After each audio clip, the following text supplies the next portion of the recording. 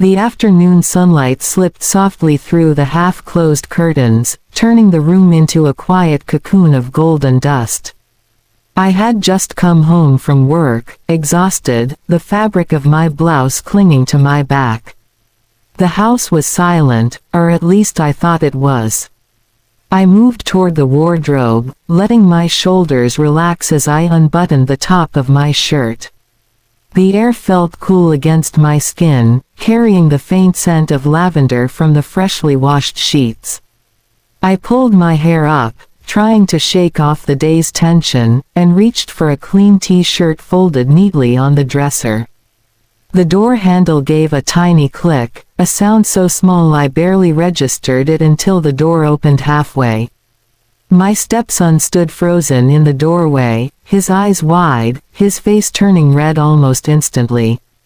For a heartbeat, neither of us moved. The world felt like it had stopped breathing.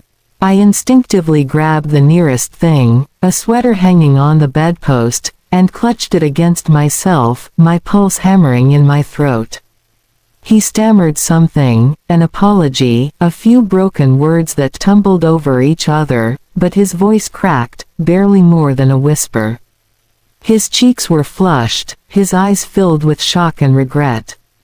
He had come to ask me something about dinner, he said later, but in that moment he couldn't even meet my gaze. My heart pounded with embarrassment, a heat rising up my neck that had nothing to do with anger and everything to do with discomfort. I could see his hands tremble slightly before he backed out, muttering, "I'm sorry, I didn't mean to," and shutting the door so fast that the air stirred around me. I stood there, motionless, listening to the sound of his hurried footsteps retreating down the hall. The room felt heavier than before, like the silence itself had weight. My mind was racing, not because of what had happened, but because of what it could mean. He wasn't a child anymore, but he wasn't fully grown either. He was in that uncertain space where curiosity and boundaries constantly collide. I sat down on the edge of the bed, still holding the sweater close to me, trying to slow my breathing. My heart softened when I thought about his expression, pure mortification mixed with fear that he had done something unforgivable. I knew he hadn't meant to invade my privacy. It was an accident, but one that left both of us shaken. The air seemed different now, full of unspoken words and awkward tension. I knew we'd have to talk about it, to clear the air before it hardened into something uncomfortable. But for that moment, I just sat quietly, listening to the faint hum of the ceiling fan and the sound of my own heartbeat, waiting for the shame and confusion to settle into something I could understand.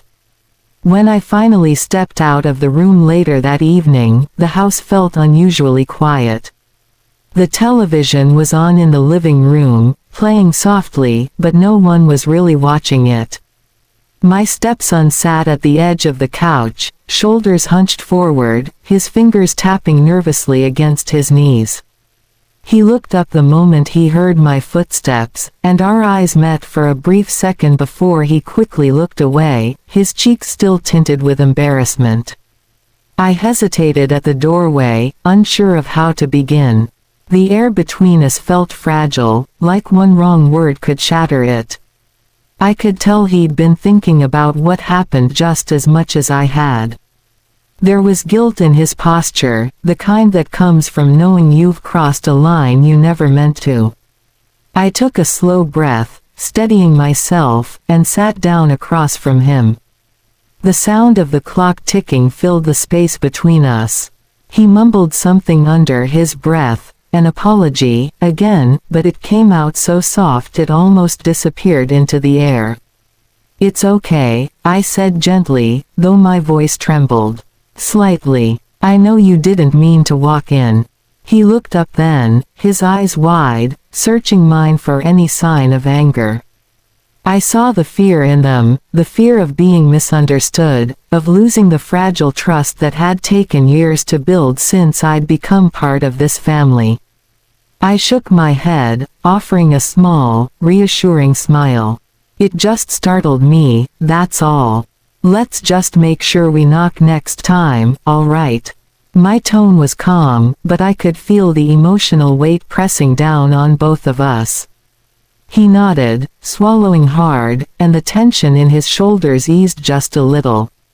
For a few moments, neither of us spoke. The quiet stretched out, not heavy anymore but uncertain, like we were both trying to find the right footing again. He finally said, "I didn't think anyone was home. I just wanted to ask if you needed anything from the store." His voice cracked slightly at the end, and something inside me softened.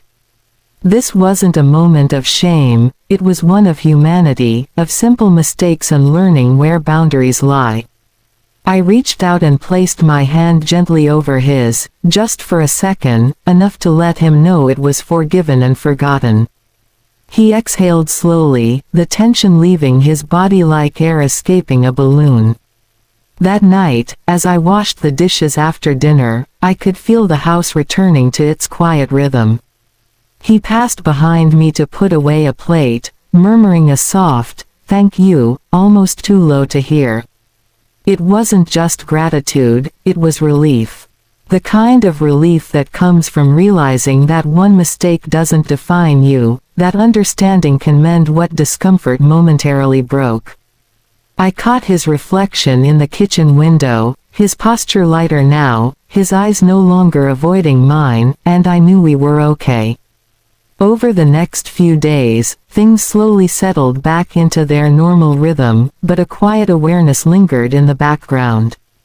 It wasn't tension anymore, just a shared understanding that something delicate had happened between us and we were both treading carefully to keep respect intact. I noticed the small changes first. He started knocking on every door before entering, even if it was just the kitchen pantry.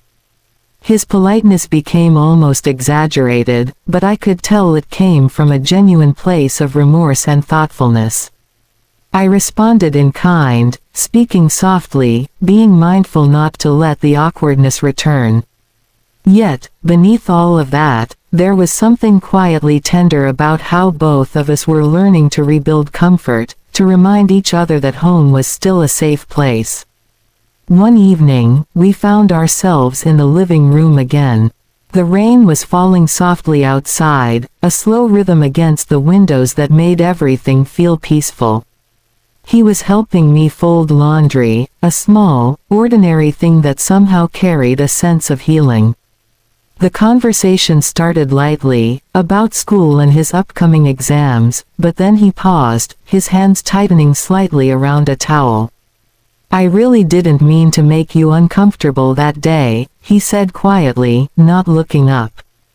"I've been thinking about it a lot." His words were simple, but they carried the weight of days spent in reflection. I could see how much he meant it, and how deeply he valued the trust we shared. I placed the towel down and looked at him, choosing my words carefully. "I know you didn't," I said softly. "Sometimes things just happen by accident. What matters is how we handle them afterward." He nodded, his eyes glistening slightly, the kind of expression that comes from relief rather than sadness. The rain continued its steady pattern outside, almost as if echoing the calm settling over us. We talked for a while longer, not about what happened, but about life, about respect, about how important it is to understand boundaries even within a family. It wasn't a lecture, just a conversation filled with quiet honesty. When we finished folding the clothes, he offered to make tea. As I watched him move around the kitchen, carefully pouring water and arranging cups, I realized how much he'd grown in such a short time. There was a maturity in his actions, a new awareness that hadn't been there before. Later, when he handed me a steaming cup, his hand brushed against mine for a fleeting second. It wasn't awkward, it was gentle, like a silent promise that everything was okay now. We sat together, sipping in silence, listening to the rain fade into a whisper.